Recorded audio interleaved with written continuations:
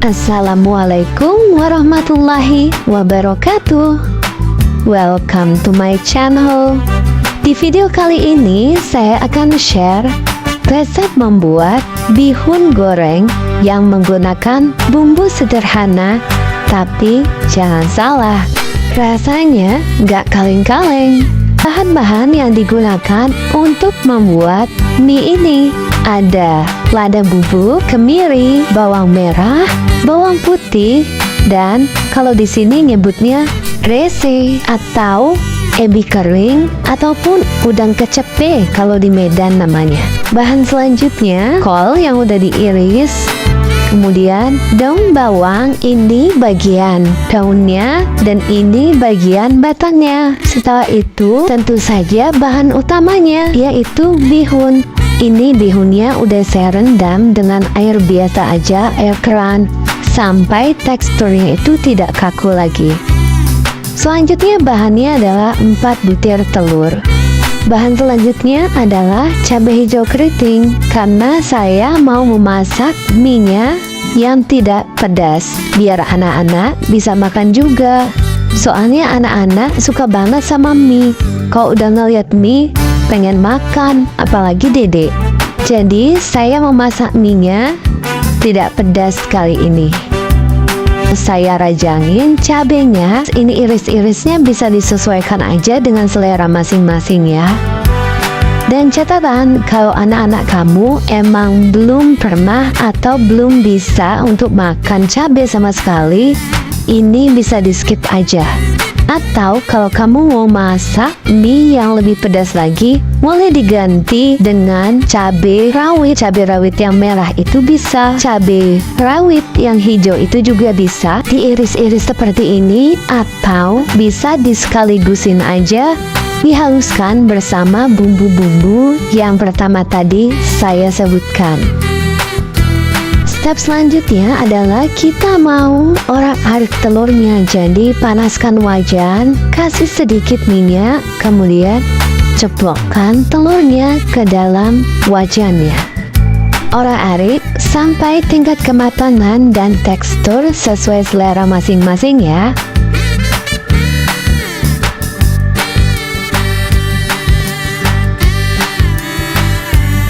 Kalau saya cukup sampai seperti ini. Kemudian ini disisihkan, diletakkan di wadah.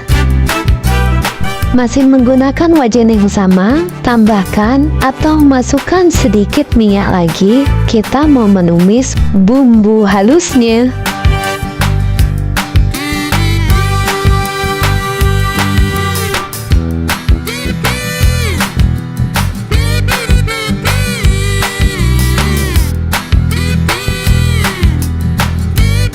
Tumis bumbu sampai benar-benar panas dan pecah minyak.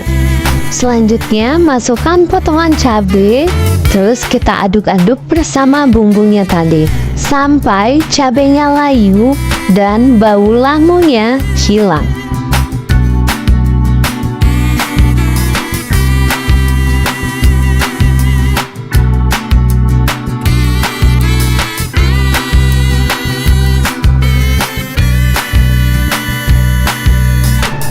Kalau cabenya dirasa sudah cukup layu dan tidak bau lamu lagi, selanjutnya kita mau memasukkan kol atau kubis yang udah diiris-iris dan batang daun bawang. Lanjut kita mau aduk-aduk, oseng-oseng terus sampai kolnya layu dan batang daun bawangnya itu mengeluarkan aroma wangi. Selanjutnya kita masukkan bihunnya. Nah, kalau sudah masuk bihunnya ini, kita tambahkan perbumbuan. Ada kecap manis, garam, kaldu bubuk. Nah, ini mau kita aduk-aduk sampai semua bumbunya tercampur merata ke mie-nya. Ini saya mengaduknya dengan menggunakan 2 spatula sekaligus, biar mie-nya tidak hancur.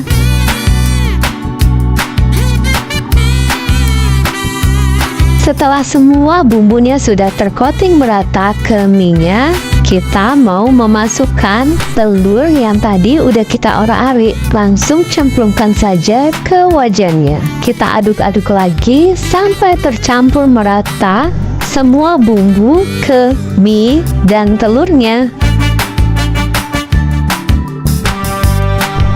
Selanjutnya ini saya tambahkan sedikit air sekitar 100 ml untuk melunakkan mie-nya, karena tadi mie-nya hanya direndam saja ya. Jadi kita mau mematangkan mie-nya sampai matang dan tidak kaku lagi. Jadi lunak tapi tidak terlalu lunak. Lanjut ini kita aduk-aduk sambil menggunakan api besar. Dan tetap harus sambil diaduk-aduk ya, biar tidak gosong karena kita menggunakan api besar. Aduk-aduk terus, jangan kasih kendor sampai semua bumbunya tercoating merata ke mie-nya dan mie-nya jadi lembut. Tapi hati-hati ya mengaduk-aduknya, karena kalau mie-nya itu hancur atau terpotong-potong sampai kecil-kecil jadinya nggak enak kan. Dengan menggunakan api besar ini nanti mie-nya akan mengeluarkan aroma asap dari wajan yang panas, jadi rasanya lebih mantap. Jangan lupa tambahkan cabai rawit hijau kecil atau cabai yang digunakan untuk lalapan. Di sini saya menggunakan tidak terlalu banyak ya, karena yang makan cabai atau yang makan pedas ini cuman saya, ayahnya anak-anak, dan omnya anak-anak. Jadi ini juga memasukkan cabai rawitnya di akhir. Yang penting cabai rawitnya tidak mentah. Jadi nanti cabai rawitnya cukup sampai layu aja. Dan mie-nya jadi tidak pedas karena terkontaminasi si cabai rawit yang termasak terlalu lama. Jangan lupa mie-nya untuk diicipi terlebih dahulu. Apa yang kurang bisa ditambahkan sebelum api kompornya dimatikan. Dan yang paling terakhir dimasukkan adalah daun bawang. Setelah ini kompornya udah dimatikan, mau kita aduk-aduk biar daun bawangnya ini tidak sampai layu, jadi waktu dimakan itu masih ada keras-kerasnya. Tapi kalau kamu lebih suka daun bawangnya ini layu, nggak apa-apa ya, dimasukkan bersamaan dengan si cabai rawit yang tadi. Jadi daun bawangnya ikut layu, bahkan mungkin benar-benar layu karena api kompornya tadi masih nyala ya. Kalau dirasa sudah cukup, semua rasanya sudah pas, mie ini sudah siap untuk disajikan dengan topping sambal kesukaan kamu. Kalau saya di sini menggunakan sambal kecap dengan bahan bawang putih, cabai merah keriting ditambah dengan cabai rawit merah dan sedikit cabai rawit hijau yang untuk lalapan. Kemudian ditambahkan dengan kecap dan perasan jeruk nipis. Semua bahannya itu dihaluskan mentah ya. Jadi ini sambalnya tidak saya tambahkan dengan gula ataupun garam lagi, karena mie-nya ini sudah cukup ya rasanya. Tinggal kita mau menambah sedikit lagi saja pedas. Siapkan bawang putih sebanyak yang kamu mau. Kalau di sini saya menggunakan sekitar 1/4 kilogram bawang putih yang udah dikupas, dan pastikan ya bawang putihnya tidak dalam keadaan basah sedikit pun. Jadi setelah dicuci, pastikan mengeringkan bawang putihnya sampai benar-benar kering. Setelah itu, tambahkan minyak ke dalam bawang putihnya sampai setidaknya bawang putihnya itu terendam. Nggak perlu sampai lebih tinggi, cukup sampai seperti ini aja. Kemudian dihaluskan bawang putihnya sampai tingkat kehalusan yang kamu mau, asalkan bawang putihnya tidak ada lagi yang masih utuh. Jadi cara penghalusannya ini bisa disesuaikan dengan selera masing-masing, mau lebih kasar ataupun lebih halus. Untuk penambahan minyak sebenarnya nggak harus waktu menghaluskannya ya, menghaluskannya tanpa minyak pun boleh. Tapi karena cara penyimpanannya nanti akan ditambahkan dengan minyak, ya kenapa nggak sekalian aja kita tambahkan waktu menghaluskannya. Jadi proses menghaluskannya lebih cepat, dan secara tidak langsung ini juga ngebantu untuk kita mencampur bawang putihnya dengan si minyak nanti waktu mau disimpan. Setelah selesai bawang putihnya dihaluskan dengan tingkat kehalusan sesuai dengan selera masing-masing, ini udah siap untuk disimpan tanpa perlu ditambahkan bahan apapun lagi. Jadi saya menyimpannya di wadah kaca atau botol kaca bekas dari madu. Kalau kamu nggak punya botol kaca seperti ini, kamu bisa menggunakan wadah lain yang benar-benar kedap udara. Jangan terlalu penuh ya memasukkan calon baceman bawang putihnya ini. Setelah dimasukkan ke dalam wadah kedap udara, ini mau kita letakkan di suhu ruangan selama sekitar 2 hari atau tergantung dari cuaca ya. Kalau cuaca panas mungkin 1 hari aja udah jadi bacemannya. Cara tahu bagaimana baceman ini udah jadi atau belum dan siap untuk disimpan ke dalam kulkas, kamu cukup memperhatikan apakah bawang dan minyak yang ada di dalam botolnya ini sudah berongga. Jangan lupa bersihkan bagian mulut botol atau wadah kedap udara kamu biar ini benar-benar bersih. Tutup wadahnya dan diamkan di suhu ruang selama kurang lebih 2 hari. Dan beginilah tanda dari baceman bawang putihnya udah siap untuk disimpan di dalam kulkas. Jadi di bacemannya sudah muncul rongga atau gelembung-gelembung udara dan warnanya pun sudah berubah. Di video kali ini saya akan share bagaimana cara saya membuat Indomie goreng nyemek dengan bumbu andalan. Ini dia bahan-bahannya. Ada bawang merah yang sudah saya cincang halus seperti baceman bawang putih, kemudian baceman bawang putih, cabai rawit merah, bakso ikan, tomat, sawi hijau atau sawi mie, dan tentunya Indomie gorengnya sendiri. Nah, ini sawinya mau saya potong-potong terlebih dahulu. Saya putik dari batang yang keras, saya ambil hanya bagian batang yang lebih muda, yaitu agak lebih dekat ke daunnya. Petikin semua sampai habis dan jangan lupa bagian bagian daun yang paling muda atau yang di bagian paling dalam diambil juga ya, karena itu kan masih bagus. Nah, kalau kamu fokus sama daun sawi punya saya itu bolong-bolong, yang pastinya itu karena dimakan ulat. Kok masih dipakai?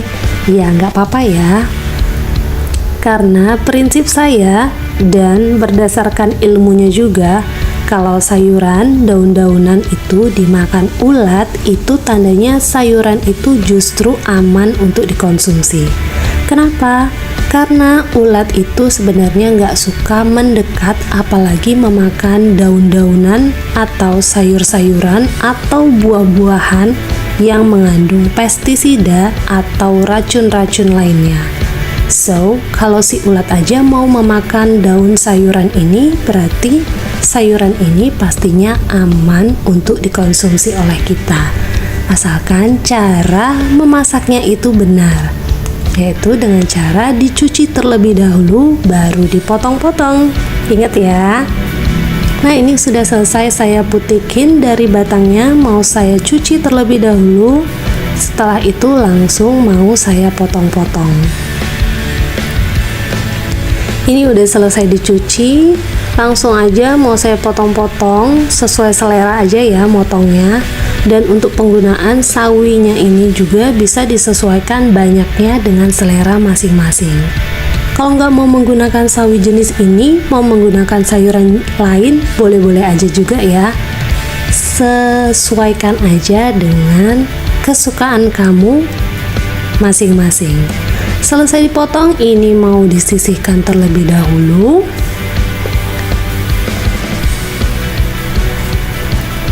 Bahan selanjutnya yang mau saya siapkan adalah bakso ikan. Nah, kalau kamu nggak mau menggunakan bakso atau mau menggunakan topping yang lain, boleh-boleh aja ya. Mau pakai potongan ayam atau mau pakai bakso jenis lain, boleh-boleh aja. Jumlahnya juga bisa disesuaikan dengan selera masing-masing. Di sini saya menggunakan 3 butir bakso ikan. Motong-motongnya juga sesuai selera ya. Kalau saya lebih senang untuk bentuknya seperti ini. Kalau kamu mau membentuk potongannya itu seperti tomatnya ini, boleh-boleh aja.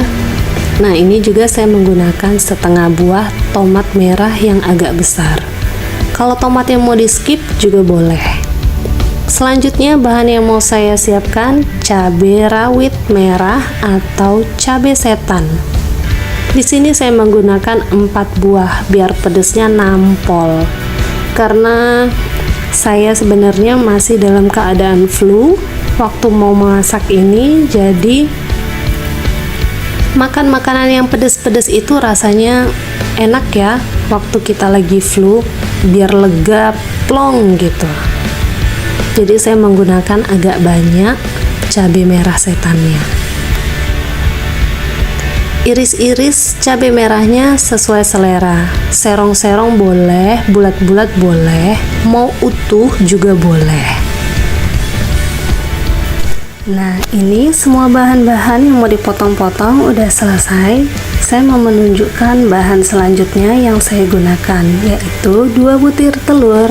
Nah, ini bahan-bahannya udah komplit, mau kita sisihkan terlebih dahulu.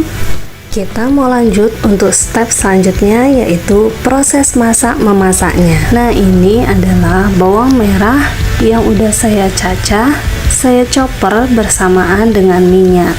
Seperti halnya saya membuat baceman bawang putih. Bedanya, untuk baceman bawang merah ini tidak saya diamkan terlebih dahulu di suhu ruang. Jadi langsung saya simpan ke dalam kulkas di bagian chiller. Ini bahan selanjutnya adalah baceman bawang putih. Baceman bawang merahnya saya gunakan sebanyak 1 sendok makan dan baceman bawang putihnya saya gunakan sebanyak setengah sendok makan. Ini bahan selanjutnya yang mau saya masukkan ke dalam wajan adalah tomat yang udah dipotong-potong tadi dan cabai rawit merahnya atau cabai setannya.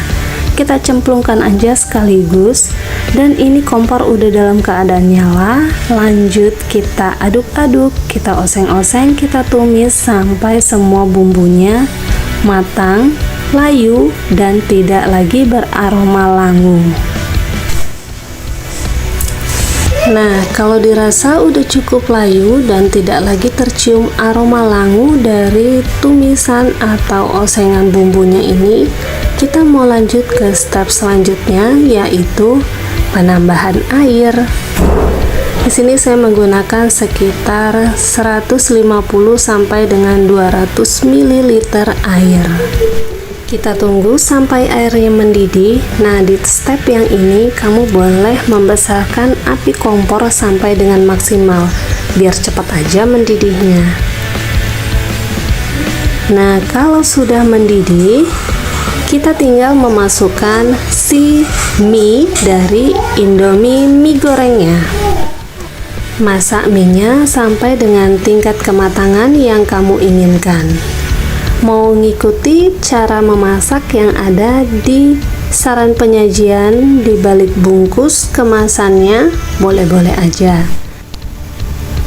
Kalau di saran penyajian yang ada di belakang atau bagian belakang bungkus Indomie mie gorengnya sih tertera dimasak sekitar 2 sampai 3 menit gitu ya. Atau ya sesuai tingkat kematangan yang kamu mau aja deh, karena ada sebagian orang yang lebih suka mie-nya itu masih ada tidak terlalu matang, ada juga yang seneng kalau mie-nya itu benar-benar matang, bahkan ada juga yang lebih seneng kalau mie-nya itu sampai benyek atau overcook. Jadi sesuaikan aja dengan selera masing-masing. Selanjutnya mau saya tutup aja biar lebih cepat lagi matangnya. Nah, jadi kurang lebih saya memasak mie-nya itu sampai air rebusannya tadi itu menyusut. Nah, kurang lebih sampai seperti ini. Kemudian step selanjutnya saya mau memasukkan bakso ikan yang udah saya potong-potong tadi, dan langsung aja mau saya susulin si sawi hijau atau sawi mie-nya.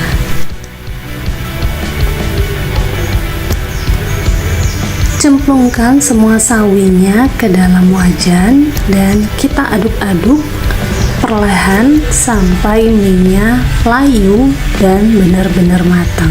Nah, ini kok kameranya nggak fokus, jadi saya benerin dulu, kemudian saya lanjut aduk-aduk lagi sampai sawinya ini benar-benar matang.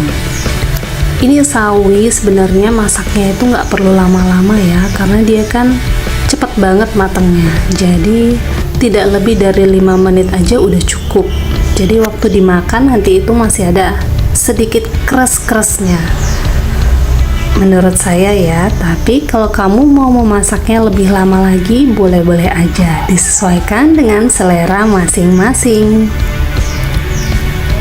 Ini sambil saya agak potong-potong minyak karena kayaknya kok minyak masih panjang-panjang, jadi nggak mau nyatu sama si bahan-bahan yang lainnya. Jadi sambil saya putus-putusin, saya potong dengan menggunakan spatula ini.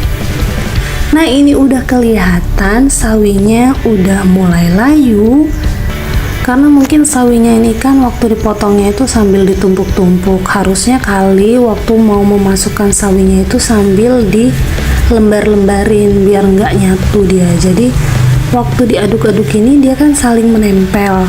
Yang di bagian luarnya itu udah layu, tapi ternyata di bagian dalamnya itu karena nempel masih ada yang belum layu. So sambil diorek-orek aja biar misah sawinya, gak saling menempel, biar semuanya layu gitu. Nah, ini udah lumayan ya, sambil dipotong-potong minyak tadi, sambil diaduk-aduk, sambil dilembar-lembarin sawinya, jadinya lumayan nyatu. Kemudian tadi saya tambahkan sedikit air lagi karena saya mau menceplokkan si telurnya itu dengan menggunakan air yang masih ada sedikit ini, biar lebih enak aja.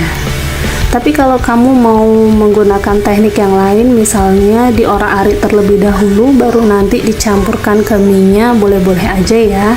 Atau kalau kamu lebih suka telurnya itu diceplok dengan menggunakan minyak atau digoreng mata sapi juga boleh kok. Jadi nanti toppingnya adalah telur ceplok atau telur goreng mata sapi, atau kalau mau direbus juga boleh-boleh aja. Jadi disesuaikan aja dengan selera masing-masing, telurnya mau diolah seperti apa, sama aja kok kan, sama-sama menjadi topping si Indomie mie goreng nyemek ini. Nah, di resep kali ini saya juga menggunakan sedikit aja kecap manis karena takut kepedesan ya, karena tadi kan menggunakan cabai setannya itu 4 buah. Jadi kalau ditambahkan sedikit aja kecap manis, jadi ada hint sedikit manisnya nanti. Tapi kalau kamu nggak mau menambahkan kecap manis ini, boleh aja ya, langsung di skip aja. Jadi telurnya tadi itu saya ceplokkan aja langsung ke dalam wajannya, terus saya orak-arik. Jadinya seperti ini, minyak itu kelihatan terselimuti oleh si telurnya tadi. Aduk-aduk secara cepat, jangan terlalu lama masaknya ya, karena si sawinya tadi kan udah matang. Nah, ini api kompornya udah saya matikan dan bumbu dari Indomie mie gorengnya mau saya masukkan ke dalam wajan. Masukkan semua bumbunya sampai tidak ada lagi yang tersisa ya, karena saya tidak menggunakan seasoning ataupun tambahan bumbu seperti garam ataupun penyedap. Jadi saya menggunakan full bumbu dari Indomie mie gorengnya. Seperti yang tadi udah dijelaskan di awal video, ikutilah cara penyajian yang ada di bagian belakang bungkus dari mie instan yang mau kamu masak. Penambahan atau penggunaan bumbunya itu memang di akhir, tidak pada saat kompor masih menyala. Kalau semua bumbunya udah masuk, langsung diaduk-aduk aja sampai merata bumbunya tercoating ke semua bahan yang udah kita masak tadi. Kalau sudah selesai, kalau dirasa udah cukup rata, ini berarti Indomie mie goreng nyemeknya udah bisa langsung kita letakkan di dalam piring ataupun mangkok saji dan siap untuk disantap. Masya Allah, kelihatan menggoda banget ya. Gimana, setelah melihat video ini, kamu penasaran pengen ngerikuk nggak? Apalagi dengan menggunakan baceman bawang putih, ini rasanya lebih nampol lagi dan wangi banget. So, happy recook, happy cooking, happy eating. Ini setelah ditambahin topping ina ini ina itu, jadinya banyak loh. Saya aja sanggup menghabiskan hanya setengah porsi dari yang saya masak ini. So, sampai di sini dulu video kali ini. Kalau kamu suka dengan video ini dan merasakan manfaat dari video ini, jangan lupa untuk subscribe dan nyalakan lonceng notifikasi biar kamu nggak ketinggalan video terbaru. Thank you for watching. Assalamualaikum warahmatullahi wabarakatuh.